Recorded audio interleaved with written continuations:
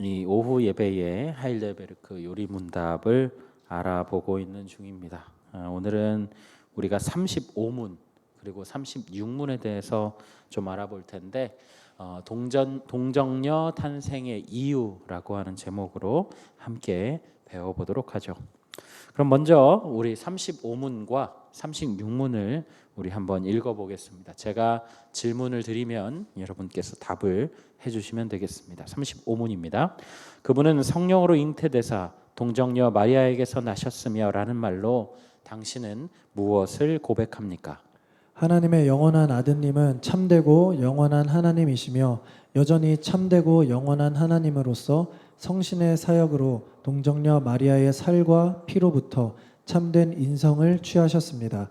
그리하여 또한 다윗의 참된 자손이 되고 모든 일에서 그의 형제들과 같이 되셨으나 죄는 없으십니다. 네, 36문입니다. 그리스도의 거룩한 잉태와 탄생은 당신에게 어떤 유익을 줍니까?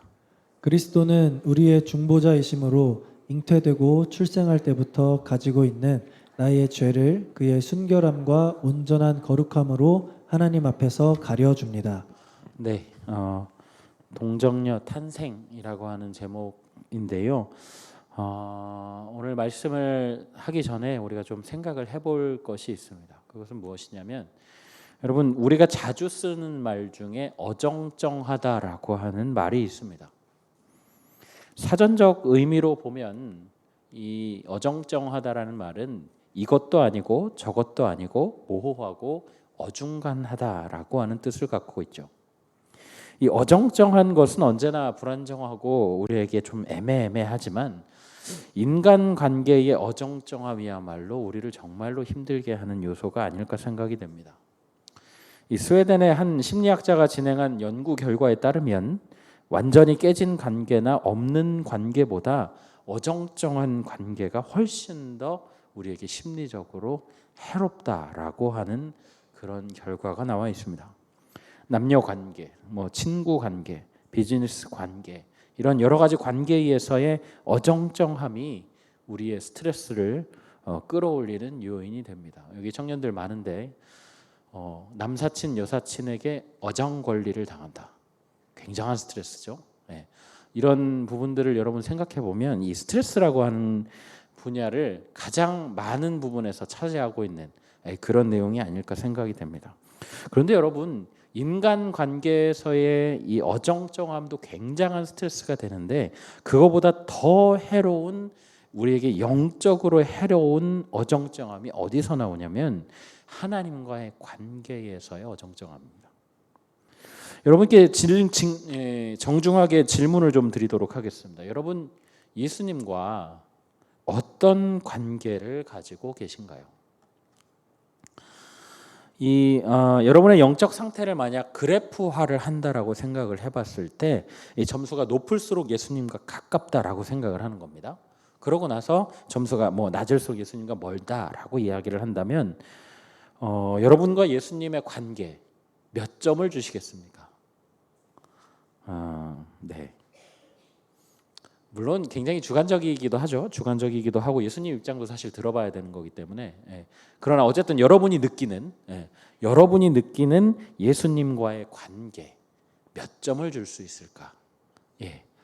만약에 여러분께서 자신 있게 내가 8점 이상은 줄 수 있을 것 같습니다. 물론 예수님 얘기는 안 들어봤잖아요. 근데 어쨌든 간에 8점 이상을 줄 수 있다라고 생각이 된다면 여러분 굉장히 잘하고 계신 겁니다. 그런데 이제 점수를 줄 때 우리가 이제 일반적으로 그 5개의 질문 중에 좋음, 매우 좋음, 나쁨, 매우 나쁨, 보통 이렇게 하면 우리 보통 뭐 선택하죠? 보통 많이 선택하잖아요.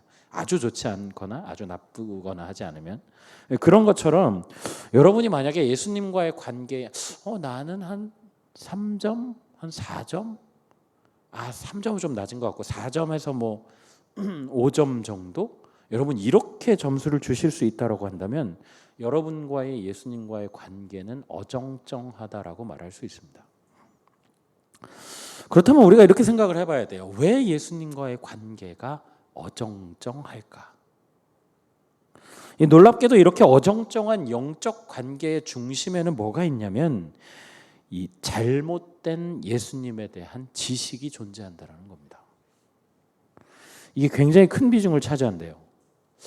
야, 예수님에 대한 지식?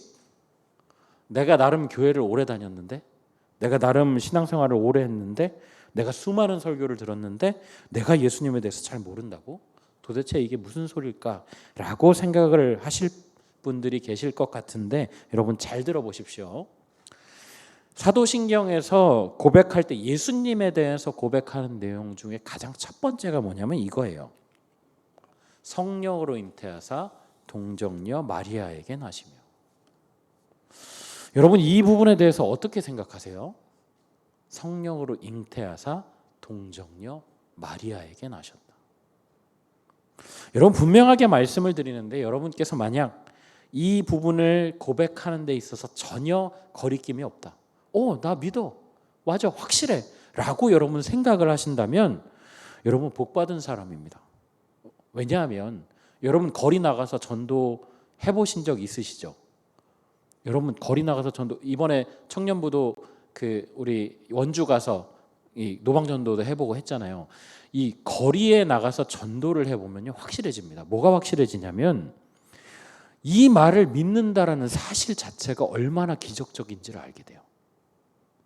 우리가 일반적으로 교회를 오래 다녔으니까 사도신경 고백할 때 거부감 없고 이 부분을 이야기할 때 별 큰 문제가 없다. 여러분 이게 굉장한 기적입니다. 왜냐하면 일반 사람들한테는 이게 믿겨지지 않는 얘기거든요. 여러분 생각해 보십시오. 정자와 낭자가 만나지 않았는데 아기가 생겼어요. 여러분 이게 생물학적으로 말이 되는 얘기입니까? 말이 안 되는 얘기거든요. 근데 우리가 이해가 아니라 믿음으로 이걸 받아들인다는 건 정말 큰 기적이라는 얘기예요. 여러분 그런데 만약에 그 부분을 우리가 이해를 못한다 할지라도 그 이유에 대해서 알게 되면 이 믿음이 동정녀에게서 성령으로 잉태돼서 동정녀에게 나았다라고 하는 이 믿음이 그저 뜬구름 잡는 얘기가 되지는 않는다는 거예요. 역사 이래로 안 믿는 대부분의 사람들이 이 동정녀 탄생에 대한 이야기를 이렇게 이런 것처럼 생각을 합니다. 예를 들면 우리 신라 설화에 신라 창건 설화에 박혁거세가 아래서 나왔다. 웅녀와 환웅이 만나서 단군을 낳았다. 이런 얘기 있잖아요. 신화 같은 이야기. 이 신화 정도로 사람들이 치부를 합니다. 일반적으로.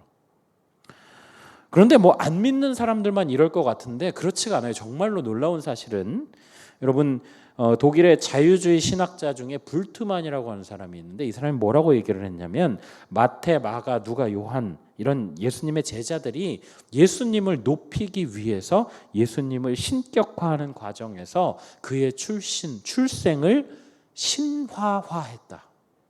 이렇게 얘기를 해요.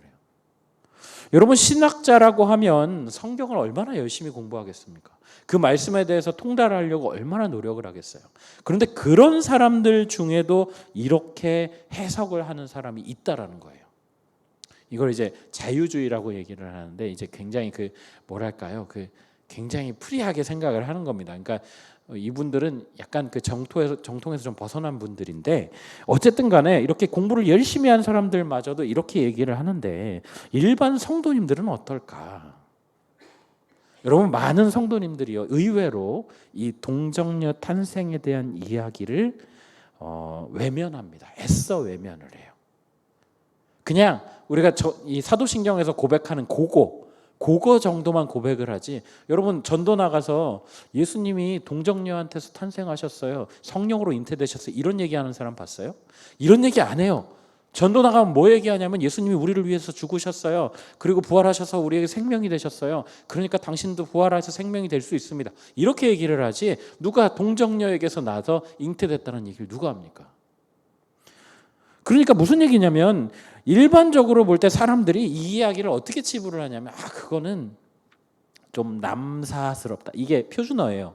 남사스럽다. 약간 뭐랄까요? 좀 부끄러워. 예, 좀 그런 얘기예요. 예. 그러니까 남사스럽다라고 표현을. 그거는 좀 그래. 내가 그 얘기를 하기보다는 십자가의 사랑 얘기를 해야 사람들이 찾아오겠지. 이런 식으로 생각을 한다는 거죠. 근데 여러분 이게요.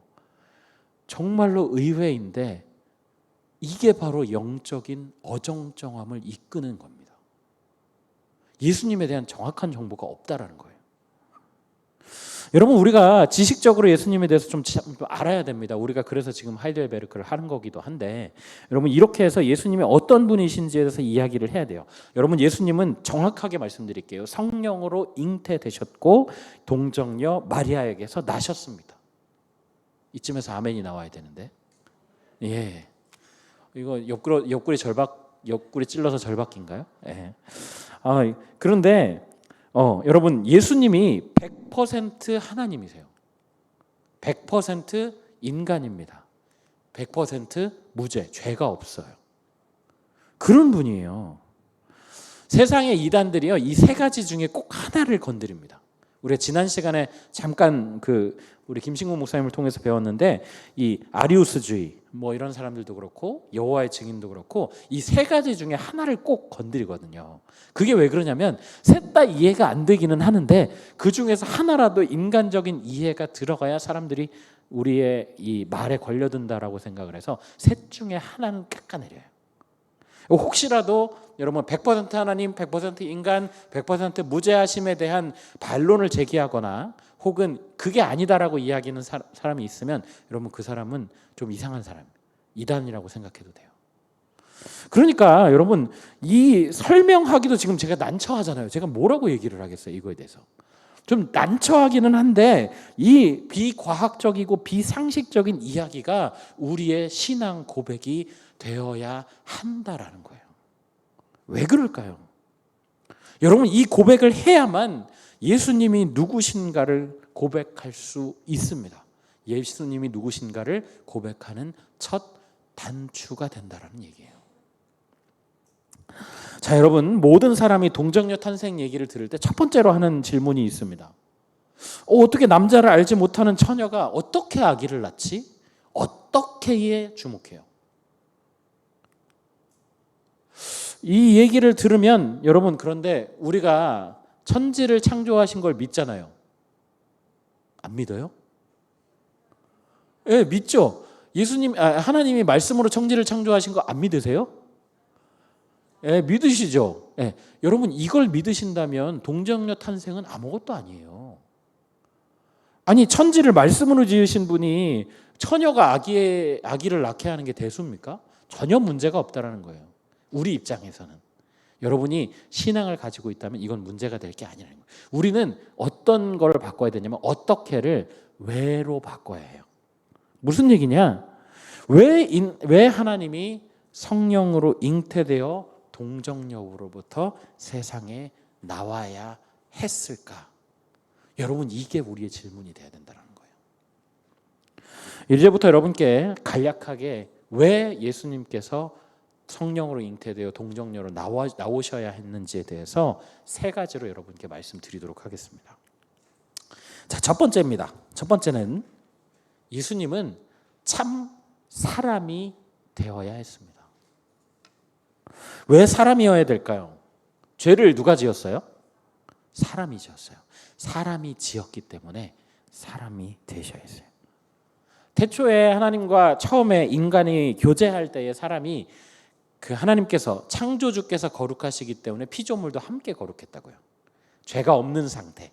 그렇기 때문에 양쪽 다 거룩한 상태로 하나님과 이 기쁨의 교제를 계속해서 할 수가 있었는데 뭐로 인해서 이게 깨졌냐면 죄로 인해서 이 거룩이 깨지게 됩니다. 하나님은 단 0.00000000001%의 거룩하지 않음을 용납하실 수 없는 그런 완벽한 존재시거든요. 그렇기 때문에 거룩하지 않은 대가는 뭐냐면 죽음뿐이에요. 죽음. 다시 말해서 죄를 없앨 수 있는 유일한 방법이 사람이 죽음으로 대가를 치른다라는 거죠. 예수님이 오시기 전까지 이 죄는 동물에게 전가되었습니다. 동물이 대신 죽는 방법. 그러니까 이게 제사죠. 제사. 동물에게 죄를 전가하고 그 동물이 죽음으로써 대신 이 피값을 치르는 것. 그런데 이 제사를 통해서 일정 부분이 해소가 되는데요. 이 제사가 일종의 심폐소생술이라고 보시면 됩니다. 죽어가는 사람 살짝 살려놓는 거 있잖아요. 일정 시간이 지나면 또 제사를 드려야 돼요. 시간이 지나면 그 제사에 어떤 뭐라고 표현할까요?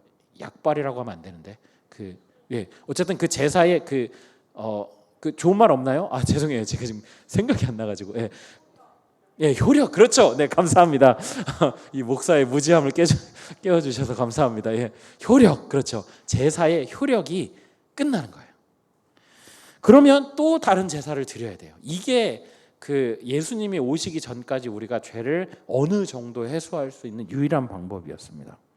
그러니까 이것을 완전히 해소하려면 어떤 사람이 죽어야 하는데 그 죽어야 되는 사람은 완전한 사람, 진짜 사람이어야 되는 거예요. 여러분, 그 사람이 누구예요? 예수님이에요. 예수님은 살려고 이 땅에 오신 분이 아니에요. 제가 언젠가 한번 이야기를 드린 것 같은데 동방 박사들이 예수님이 탄생하셨을 때 선물을 싸들고 오거든요. 그래서 3가지의 선물을 예수님 앞에 드립니다. 황금과 유향과 몰약, 이렇게 3개를 갖고 오잖아요.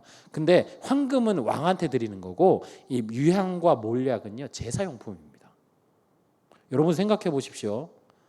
만약에 이제 우리 청년들 계신데 청년들이 결혼을 해서 아이를 낳았다 생각을 해보면, 아니면 우리 지금 권사님들 집사님들 계신데 손자나 손녀를 안았는데 제가 선물로 조금 죄송하지만 이렇게 장례용품을 수의 이런 걸 드린다고 생각해 얼마나 화가 나겠어요.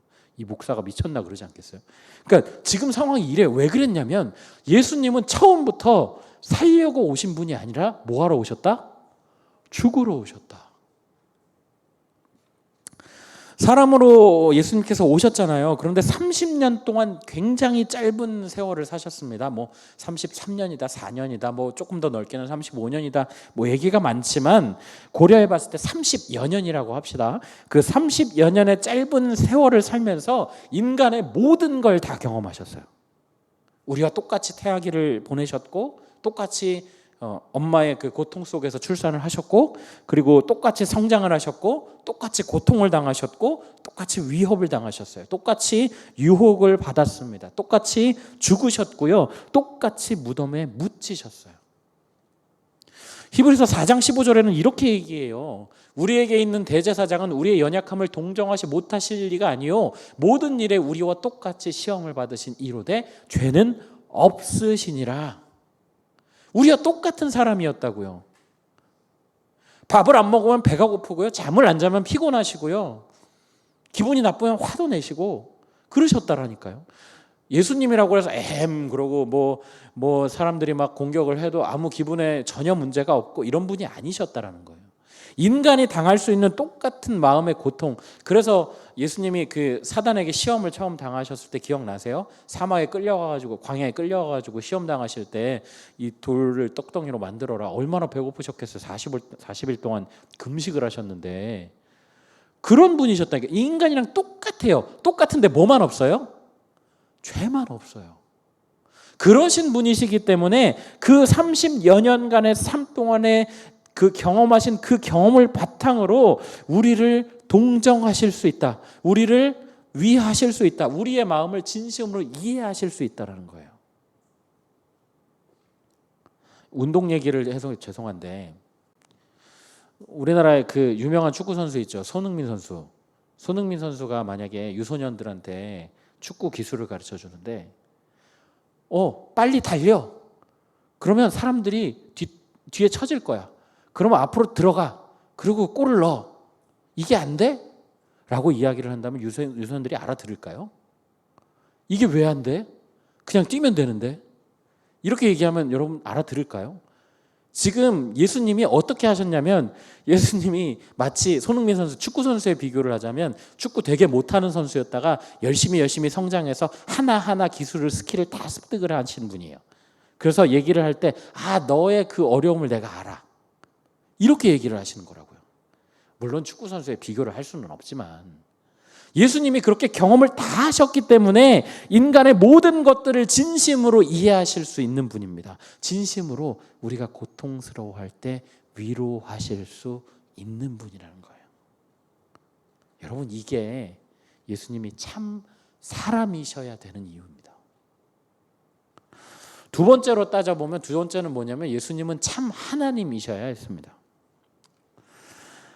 이게 이제 예수님이 인간의 모습으로 오셨고, 또 제가 앞서 말씀드렸지만 인간의 모든 경험을 하시기는 했지만 근본적으로 예수님은요 하나님과 동일 본체십니다. 동일 본체. 이게 되게 어려운 말인데, 동일 본체. 그러니까 하나님이랑 같은 분이신데 다른 분이신 거예요. 이해가 안 되죠? 그러니까 이거 약간 있었는데 없었습니다 그런 얘기예요. 그러니까 조금 이해가 안 되는, 믿음으로 받아들이셔야 되는 부분이에요. 예. 제가 삼위일체 할 때도 이런 말씀 드렸는데 이건 믿음으로 받아들이셔야 되는 부분입니다. 어쨌든 간에 예수님은 하나님과 근본적으로 같은 분이시지만 다른 분이세요. 예수님이 사람의 이 몸을 입고 오시면서 자기의 신성, 그러니까 신적인 그 권한을 벗고 오신 분이 아니라고. 신이신데 그 모양 그대로 오셨습니다. 아기로 오실 때나 그 목공소에서 나무를 자르실 때나 사람들을 가르치시고 전파하시고 고치실 때나 십자가에 달려 돌아가실 때나 부활하실 때나 그분은 여전히 하나님이라는 거예요. 왜 하나님이어야 되냐면, 여러분, 어떠한 피조물도 하나님의 영원한 진노를 감당할 수 없기 때문입니다. 무슨 얘기냐면, 이 진노를 감당하고 없애려면 하나님 본인이 아니면 불가능하다는 얘기예요. 그래서 이 어느 찬양하시는 분이 찬양 가사를 이렇게 지었습니다. 인간을 지은 하나님이 인간 손에 죽으셨네. 예수님이 하나님과 동일 본체시란 얘기죠. 세 번째입니다. 세 번째는 예수님은 죄가 없으셔야 했습니다. 여러분, 만약에 생각해 보십시오. 정상적인, 우리가 일반적으로 생각하는 정상으로 마리아와 요셉과의 사이에서 자연스럽게 수정이 되어서 예수님을 낳는다라고 생각해 보세요. 그러면 인간의 DNA에 뭐가 있냐면 죄라는 게 심겨져 있거든요. 인간에게 심겨져 있는 죄라고 하는 DNA가 예수님께도 유전될 수밖에 없습니다. 그렇다면 만약에 그렇게 예수님께서 태어나셔서 유전이 됐다면 예수님이 돌아가실 때는 자기 죄를 위해서 죽을 수밖에 없어요. 남을 위해서 죽을 수가 없다니까. 자기 죄도 해결을 못했는데 누구 죄를 해결을 해요? 그러니까 이 예수님께서 자신의 죄를 해결하는 게 아니라 우리의 죄를 완전하게 해결하려고 한다면 그분은 하나님이셔야 한다는 이야기입니다. 여러분, 그런 방식으로 인간의 방법이 아니라 하나님의 방법으로 이렇게 처녀의 몸에서 성령으로 잉태되어서 나았다라고 하는 것이 바로 지금 제가 말씀드린 이 세 가지 원인에 의해서 이루어졌다라는 거예요. 여러분, 생각해 보십시오. 이 세 가지 이유로 인해서 이루어진 이 사건이 마리아 입장에서, 그리고 예수님 입장에서는 얼마나 부끄러운 일이겠어요. 당시에 처녀가 아이를 낳았다라고 하는 것은 남성과 성적인 접촉이 있었다는 얘기고, 그것은 그 시대의 사회상에서 문란함과 순결하지 못함의 상징이었습니다. 유대 문화에서는 그걸 넘어서 거의 이 돌을 맞아야 되는 그런 상황이었다는 거죠. 여러분, 또 그렇게 태어난 예수님 입장에서는요, 예수님이 얼마나 사람들의 수군거림을 받았겠어요. 요셉이 아빠가 아니라며? 제 아빠는 누구야? 그런 얘기 듣지 않았겠어요?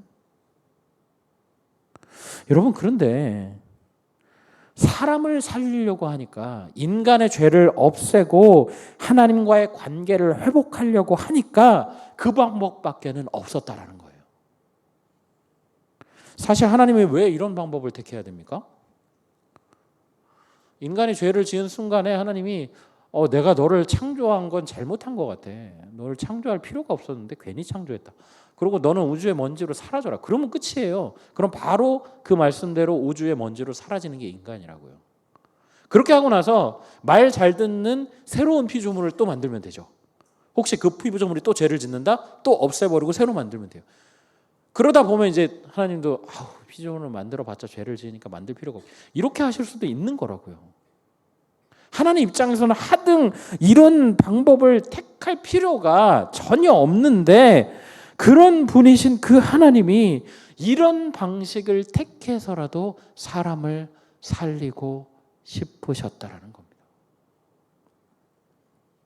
여러분, 우리가 그런 존재예요. 여러분, 그 뒤에 일어난 일이 너무 충격적이지 않아요? 자기 아들이고 본인이신데 그 아들이 죽는 걸 그냥 바라보세요. 그것도 그냥 죽는 게 아니고 엄청난 인간이 느낄 수 있는 최악의 고통을 느끼면서 죽습니다. 그러고 나서 하나님이 고개 싹 돌려버리세요. 아버지, 아버지, 왜 나를 버리셨습니까? 고개 싹 돌리고 외면해버리세요. 여러분, 이게 너무너무 충격적이잖아요. 굳이 이러실 필요가 없는 분이신데. 여러분, 우리가 그런 존재인데 여러분 어떠세요? 우리 그 사랑을 받았는데 여러분 지금 어떻게 살고 계세요? 여러분, 하나님을 그렇게까지 사랑하고 계십니까? 여러분, 모든 판단과 가치의 기준이 하나님이십니까? 그 양승원 목사님이라는 분이 책을 쓰셨는데 크리스천 믿음이라는 책을 쓰셨어요. 그런데 이 책에 이런 이야기가 담겨져 있습니다. 이 양승원 목사님이요, 유학 생활을 하실 적에 거북이를 한 마리 키우셨대요. 근데 이 거북이를 이제 입양한 자식처럼 키우려는 마음에 이 아들의 이름에 돌림자를 따서 지어주고 가난한 유학생 그 빠듯한 생활비를 쪼개서 먹이를 사다 먹이고 시간을 쪼개서 어항을 청소해 주셨더랍니다. 그렇게 장장 5년을 키웠는데 이 거북이가 여전히 먹이를 줄 때만 손을 쳐다보지 사람을 한 번도 쳐다본 적이 없는 거예요. 이제 유학이 끝날 때가 돼서 이 거북이를 어떻게 할 수가 없으니까 이 거북이 원래 거북이 오래 살잖아요. 그러니까 거북이 어떻게 할 수가 없으니까 신학대학원 정원에 연못에다 놔줬답니다. 근데 이놈이 얼마나 정이 없는지 5년 정도 키워줬으면 고맙다고 한번 뒤돌아볼 만도 한데 뒤도 안 돌아보고 이 돌 바위 밑으로 숨어서는 다시는 안 나타났다는 거예요. 와, 그 배신감 저도 느껴지더라고요. 야, 그래서 거북이는 키우면 안 되겠다 이런 생각을 했는데, 근데 이 배신감에 서운한 현장에서 이 목사님이 무슨 생각을 했냐면, 혹시 하나님과의 나와의 관계도 이런 거 아닐까?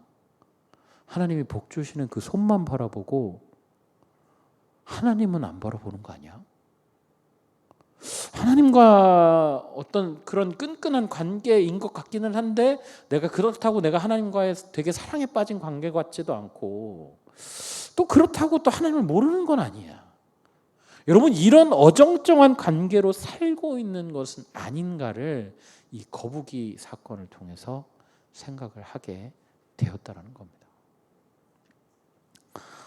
사랑하는 성도 여러분, 다시 한번 정중하게 여쭤보겠습니다. 여러분, 예수님과 어떤 관계를 가지고 계신가요? 제가 시작 부분에 예수님에 대한 잘못된 지식이 예수님과 우리 관계를 어정쩡하게 만든다라고 말씀드렸습니다. 예수님은 분명히 성령으로 잉태되신 분이 맞고요. 동정녀 마리아를 통해서 세상에 인간의 모습으로 오신 참 하나님이고 참 인간이시며 죄가 전혀 없으신 분이십니다. 여러분, 그런데 우리가 이것을 지식적으로 알고 나서 참 곤란하고 부끄러운 방법이었지만 이렇게까지밖에 할 수 없었던 그 이유를 우리가 이해하고 나면 우리가 지금의 어정쩡한 관계를 유지해서는 안 되겠다라는 생각이 들 수밖에 없어요. 결국은 그런 이유로 이 땅에서 인간이 당할 수 있는 모든 고통이란 고통은 다 당하시고 죄가 전혀 없으신 분이 죄를 뒤집어 쓰셨으며 경험하실 필요 없는 죽음과 무엇보다도 가장 끔찍한 고통인 하나님과의 그 친밀한 교제에서 끊어지는 고통을 당하셨습니다. 여러분, 그렇게 희생하신 그 하나님, 손에 피 묻은 손으로 우리에게 내미신 그 손을 여러분 지금 잡고 계시냐는 거예요. 여러분, 만약에 PPT는 이제 내려주셔도 됩니다. 여러분, 만약에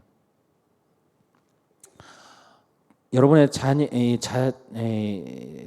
상태가, 여러분의 모습이 예수님과의 관계가 어정쩡한 상태로 남아 계신 분들이 계시다면 오늘부터라도 변화가 있으시길 바랍니다. 다행히 하나님이 우리에게 기도할 수 있는 입술을 주셨어요. 우리에게 성경 66권의 말씀을 주셨습니다. 우리가 서로 힘들면 서로 격려하고 끌어당겨 줄 수 있는 공동체를 허락하셨잖아요. 여러분, 오늘이라도 여러분 하루 한 장이라도 말씀을 한번 읽어봅시다. 여러분, 로마서의 말씀에 보면 믿음은 들음에서 난다라고 했어요. 그리고 들음은 그리스도의 말씀으로 말미암는다라고 하셨습니다. 여러분, 예배에 나와서 여러분 지금 잘하고 계신 거예요. 말씀을 한번 들어보십시오. 요즘 시대가 얼마나 좋아요. 인터넷만 몇 번 뒤지면은 그 유명하신 분당 모 교회 목사님 말씀도 얼마든지 들을 수 있고, 내가 거기 안 가도 얼마나 말씀 듣기가 좋아요. 말씀의 홍수라고 하는데, 여러분 그런 시대에 살고 있는 여러분, 말씀을 가까이 하셔야 합니다. 물론 좀 이상한 목사님들도 계세요. 요거는 이제 그러니까 교회 나오시라고요. 예, 우리 영신교회 나와서 신앙생활 같이 하시자고요. 그러니까 여러분 말씀을 계속해서 가까이 하셔야 해요. 그리고 여러분 공예배에 참석하셔서 우리를 부르신 하나님의 초청에 응답해 보십시오. 공예배가 얼마나 많아요. 제가 이렇게 얘기하면 새벽기도 나오란 얘기인가 보다, 수요기도 나오란 얘기인가 보다, 오후 예배 나오란 그런 얘기가 아니고요. 여러분 하나님께서 우리가 예배를 드리는 거 하나님이 초청하시는 거거든요. 하나님의 초청에 여러분 한번 응해 보세요. 그리고 그 예배를 기쁨으로 한번 여겨 보십시오. 여러분 성경을 한 장이라도 한번 읽어 보세요. 이해가 안 돼도 좋습니다. 제가 얼마 전에 우리 청년 중에 이 믿음을 이제 막 접하고 이 믿음에 대한 궁금증이 엄청 많은 청년에게 선물 하나 줬어요. 초등학생용 만화 성경. 그 친구 같은 경우는 이해를 잘 못할 수 있으니까 조금 요런 수준에서 요런 얘기가 있다라는 것만큼 먼저 알고 그러고 난 다음에 성경을 읽자라고 해서 제가 선물을 드린 적이 있어요. 여러분 부끄러워하실 일이 아니에요. 혹시라도 성경 말씀이 이해가 잘 안 되시는 분들이 계시다면 여러분 어린이용 성경을 읽으셔도 괜찮습니다. 말씀을 가까이 해보세요. 여러분 기도하는 거 생각보다 어렵잖아요. 그래서 제가 요즘에 느끼는 게 뭐냐면요, 기도회를 인도하면 할수록 시간이 잘 안 가요. 제가 수요기도회 때, 제가 이런 말씀 되게 부끄러운데, 수요기도회 때 이제 기도를 인도하잖아요. 한참을 막 기도를 했는데 시간이 많이 안 갔어. 어떡하지? 더 기도를 해야 되는데 이런 생각이 들 때가 있어요. 솔직하게, 여러분께 솔직하게 말씀드리는 겁니다. 용서를 구합니다. 저의 거룩하지 못한 모습을 보셨다면 용서하시기 바랍니다. 그런데 여러분 기도하는 거 쉽지 않잖아요. 여러분 점심 드시고 나서 우리 청년들 대부분 하는 거 뭔지 압니다. 핸드폰 보고 있겠죠. 핸드폰 잠깐 내려놓고 동네 한 바퀴 도세요. 뭐 회사면 회사를 한 바퀴 도십시오. 그러면서 하나님 오늘은 제가 이런 일을 했는데 재미가 없었어요. 오늘은 직장에 있기가 너무 싫으네요. 뭐 이런 얘기 할 수 있잖아요. 물론 대답 듣기는 정말 굉장히 과묵하신 분이거든요. 대답 듣기는 굉장히 힘든데 여러분 이런 노력을 한번 해보십시오. 그리고 만약에 여러분 기도가 힘들다면 여러분 찬양을 크게 틀어놔 보십시오. 크게 틀어놓을 필요 없죠. 여러분 요즘에 요거 하잖아요. 그 귀에 이렇게 꼽는 거 하잖아요. 그런 것처럼 여러분 꽂고 10분이라도 찬양을 한번 들어보십시오. 여러분 그 찬양이, 그 잠깐의 그 말씀이, 잠깐의 그 기도가 여러분을 하나님께로 이끌게 될 겁니다. 여러분 그런 시간을 차근차근 쌓아나가게 되다 보면 어느샌가 내가 삶을 살 때 하나님 생각을 하고, 내가 오늘도 하루를 살아나갈 때 하나님 오늘 하루 잘 되게 해주세요. 내가 열심히 해보겠습니다. 여러분 이런 힘을 얻으실 수 있다니까요. 여러분 그래서 이런 노력이 필요한 겁니다. 아주 작은 것부터 여러분 실천해 보십시오. 그래서 여러분과의 예수님의 관계가 어정쩡한 관계, 3점, 4점, 5점을 주는 그런 관계가 아니라 저는 모든 분들이 8점, 9점, 10점을 주실 수 있으면 좋겠어요. 성경에 보면 이렇게 얘기합니다. 예수 그리스도의 장성한 분량에 이르기까지 성장을 멈추지 마라.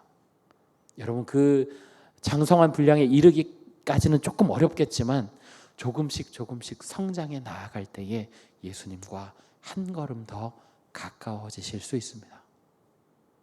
여러분, 그럴 때에 성령으로 잉태하셨어. 우리를 위해서. 이 방법밖에 택하실 수 없었어. 우리를 위해서. 여러분, 이것이 진정한 여러분의 신앙 고백이 되실 수 있습니다. 말씀을 맺겠습니다. 우리의 믿음은 이렇게 한 걸음 한 걸음 나아가는 것입니다. 이제는 어정쩡한 관계가 아니라 우리의 모든 상황을 이해하고 도우실 수 있는 그 하나님, 우리를 위해서 죽음을 불사하신 그 사랑의 하나님, 이상하고 부끄러운 방법이지만 그 방법을 무릅쓰신 그 하나님과 동행하게 되는 사랑의 관계를 조금씩 회복하시게 될 겁니다. 오늘 이 자리에 모이신 모든 성도님들이 매일 하나의 작은 실천으로 하나님과 친밀함을 조금씩 회복해 가시기를 예수님의 이름으로 간절히 부탁드립니다. 아멘. 우리 이 시간에 말씀을 생각하면서 함께 찬양하실까요? 그가 오신 이유 함께 찬양하겠습니다.